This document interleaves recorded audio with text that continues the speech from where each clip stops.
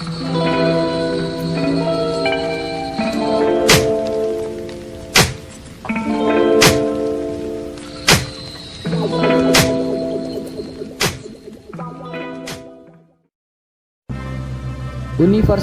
HKBP Nomensen Pematang Siantar.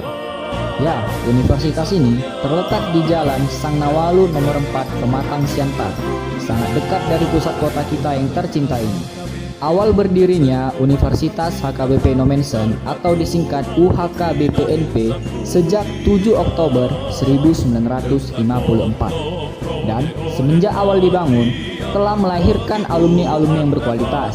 Setelah lama berdiri, universitas ini telah melakukan pemekaran di kota kita saat ini, yaitu Pematang Siantar, diresmikan pada tanggal 6 Desember tahun 2017. Pada saat ini, UHKBPNP Pematang Siantar telah memiliki 13 program studi dengan 3 fakultas yang berbeda. Wah, sangat banyak ya program studi UHKBPNP Pematang Siantar. Tapi tidak hanya itu, fasilitas yang diberikan oleh UHKBPNP tidak kalah dengan program studi yang diberikan UHKBPNP untuk mendukung proses pembelajaran. Penasaran ya? Yaudah, langsung aja yuk. Yang pertama ialah fasilitas auditorium, kemudian ruang mahasiswa, lanjut lab komputer, lab kimia, lab biologi, lab fisika, ruang praktek untuk teknik mesin, perpustakaan, wifi, LCD proyektor. Bagi kamu yang gemar main bola, tenang, ada kok lapangannya. Semua ruangan dilengkapi dengan AC, kecuali lapangan bola ya, itu AC-nya AC alam. Wah, jadi tambah semangat belajar ya. Ada halaman parkir yang luas juga ya. Kurang apa lagi coba? Dari segi program studi sudah banyak diminati oleh kalangan generasi sekarang. Segi fasilitas sudah sangat memadai. Dan tidak luput pula dari segi lingkungan sudah membuat kita nyaman dengan keasrian yang dimiliki. Tunggu apa lagi? Segera daftarkan diri kamu secara online di situs resmi Universitas HKBP Nomensen Pematang Siantar. Untuk nama situs resminya ialah pnb.uhkbpnp.ac.id. Kami tunggu kehadirannya ya. See you next time.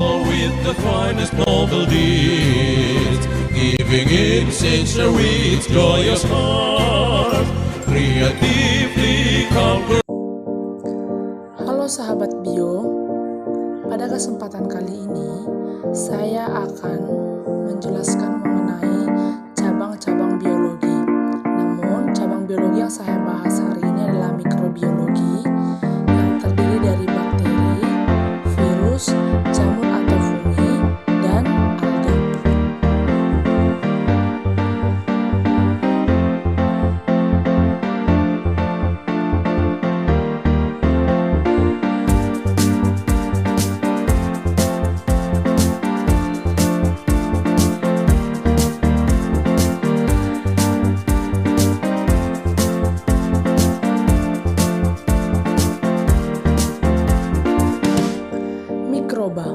Mikroba adalah makhluk yang luar biasa. Kita tak bisa melihatnya, namun dia ada di sekitar kita. Bahkan dia menempel di tubuh kita dan bermukim di dalam tubuh kita. Makhluk ini jutaan kali lebih kecil dari kita, namun dia bisa mempengaruhi kesehatan tubuh kita dan berbagai aspek di tubuh kita. Dalam dunia sains pun, mikroba dapat sorotan terdiri karena banyak hal yang dapat dilakukan oleh organisme ini. Misalnya, dalam sebuah potongan keju kecil mengandung 10 juta sel mikroba. Mikroba tersebut terdiri dari persen dan jamur yang mampu mengubah susu menjadi sebuah makanan yang beraroma enak dan bervariasi. Bakteri pun berperan penting dalam membentuk tekstur keju. Nah, dalam cabang ilmu biologi mikroba ini dipelajari lebih spesifik pada mikrobiologi. Nah, apa sih sebenarnya mikrobiologi itu? Secara etimologi, kata mikrobiologi berasal dari bahasa Yunani, yakni mikros artinya kecil dan bios artinya hidup, serta logos artinya ilmu. Mikrobiologi adalah ilmu yang mempelajari mengenai makhluk hidup berukuran kecil yang tidak bisa dilihat dengan kasat mata secara langsung atau biasa, namun membutuhkan suatu benda untuk bisa melihatnya, yang kita kenal sebagai mikroskop, dengan mencakup bakteri, viro, dan jamur. Father of Microbiology. Siapakah yang dijuluki sebagai bapak mikrobiologi? Bapak mikrobiologi adalah Anthony van Leeuwenhoek.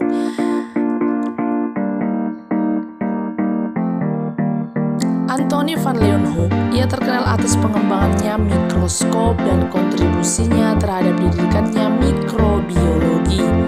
Dia juga adalah orang pertama yang menemukan dan meneliti dan mendeskripsikan organisme bersel satu.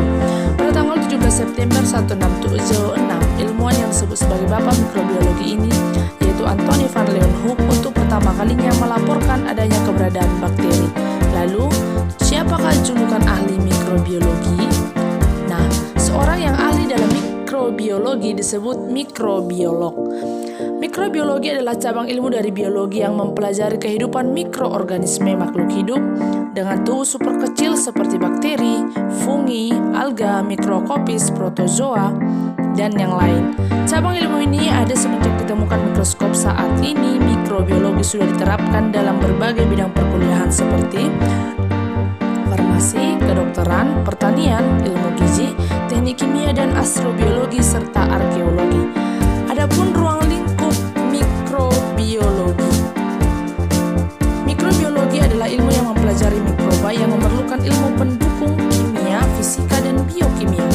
Mikrobiologi sering disebut sebagai ilmu praktik kimia.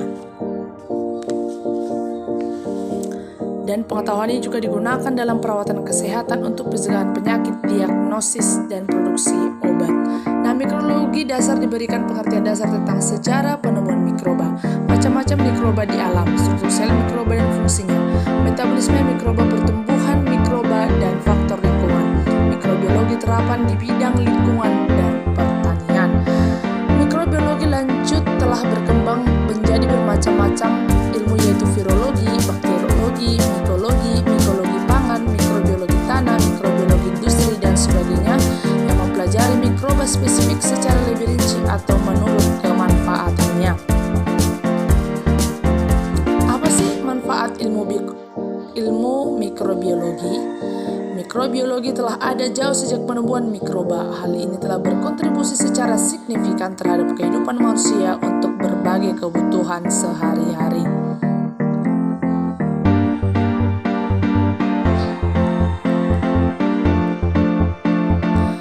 Pengetahuan ini juga digunakan dalam perawatan kesehatan, di mana pengetahuan ini juga diperluas ke produksi makanan, di bidang pertanian, dan lain sebagainya. Mikrobiologi adalah suatu anugerah yang mengendalikan populasi manusia, masalah yang memberantas epidemi dan penyakit menular lainnya. Ada juga pemanfaatan mikrobiologi dalam beberapa bidang. Yang pertama yaitu adalah dalam bidang farmasi. Apa saja sih pemanfaatan mikrobiologi dalam bidang farmasi? Yang pertama adalah produksi obat-obatan. Nah, seperti yang kita tahui, seperti antibiotik, enzim, vaksin, insulin, vitamin, dan lainnya. Beberapa zat secara eksklusif diperoleh dari pembiakan mikroba. Inilah yang pertama dalam pemanfaatan farmasi. Namun tidak hanya produksi obat-obatan, ada juga yang lainnya. Apakah itu?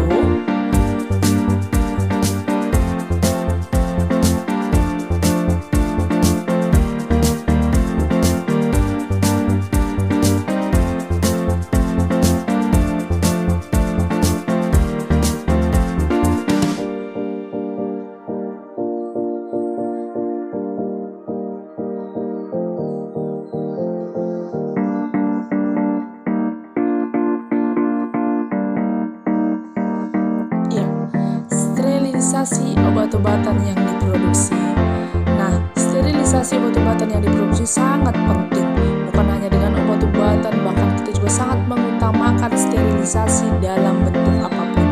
Nah, pada kesempatan ini, obat-obatan harus dijaga bebas dari segala bentuk organisme hidup. Semua organisme hidup. Sterilisasi dapat menghancurkan semua jenis mikroba. Jadi, jika kita melakukan sterilisasi, pastinya kita akan mengonsumsi dengan baik.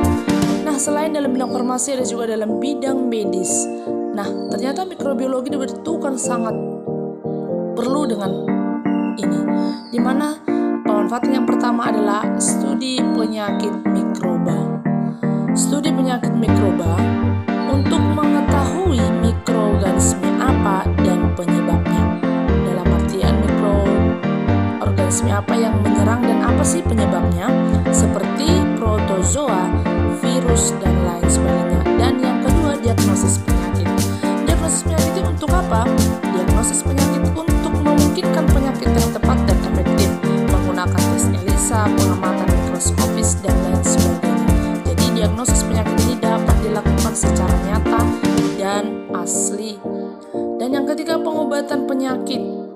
Pengobatan penyakit adalah yaitu untuk memutuskan antibiotik mana yang diperlukan, antibiotik mana yang dapat digunakan untuk memberantas bakteri atau virus dari luka tersebut. Maka pengobatan penyakit ini sangatlah berperan penting dalam mikrobiologi juga. Nah, ada juga pemanfaatan lainnya yaitu di bidang lingkungan. Mikroba membersihkan materi yang membusuk di permukaan dan di air. Tanpa mikroba di bumi ini, mungkin bumi ini sudah penuh dengan mayat. Kenapa? Karena mikroba membusukkan zat organik langsung dan organik secara tidak langsung. Dengan mempelajari mikrobiologi, kita dapat memahami peran mikroba dalam lingkungan. Apa saja sih pemanfaatan dalam bidang lingkungan? Yaitu yang pertama, pengelolaan air limbah. Pengelolaan air limbah tidak lagi jarang ya yang kita dengarkan, karena air limbah diperlakukan oleh mikroba supaya bebas dari sebuah sampah. Dalam kesempatan kali ini, sampah juga menjadi masalah lingkungan. Karena itu diperlukanlah mikroba atau mikrobiologi untuk pengolahan air limbah. Yang kedua, mikroba pada tanah.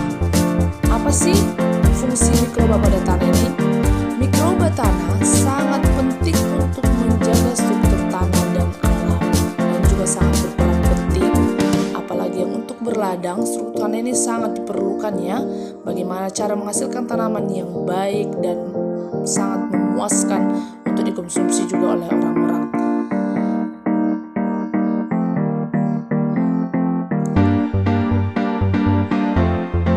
Tidak hanya itu, ada juga yang nomor 3, membantu proses pembusukan. Wow, ternyata mikrobiologi juga ini adalah membantu proses pembusukan ya. Nah, mikroba membantu proses pembusukan sisa-sisa sampah di tanah dan membuatnya mudah didaur ulang. Selain itu, ada juga pemanfaatan dalam bidang industri. Kenapa bidang industri ini juga sangat memerlukan mikrobiologi? Karena dalam mikrobiologi industri adalah pembuatan dan pengolahan obat-obatan, alkohol, makanan, dan lain sebagainya. Seperti yang kita lihat, yaitu adalah yogurt. Produk susu terkoagulasi atau mengental diperoleh dari fermentasi asam laktat melalui aktivitas bakteri Lactobacillus bulgaricus. Nah, tidak hanya yogurt, ada juga yang lain, yaitu adalah vaksin. Merupakan sediaan yang mengandung zat antigenik yang mampu meningkatkan kekebalan aktivitas. Vaksin bakteri dibuat dari biakan bakteri yang sesuai dalam media cair ataupun padat yang mengandung bakteri hidup dan inaktif komponen imunogenik. Hanya saja ada Bacillus anthracis atau vaksin antraks, Clostridium tetani atau antitetanus serum atau vaksin inaktif, Pneumococcal polysaccharide atau vaksin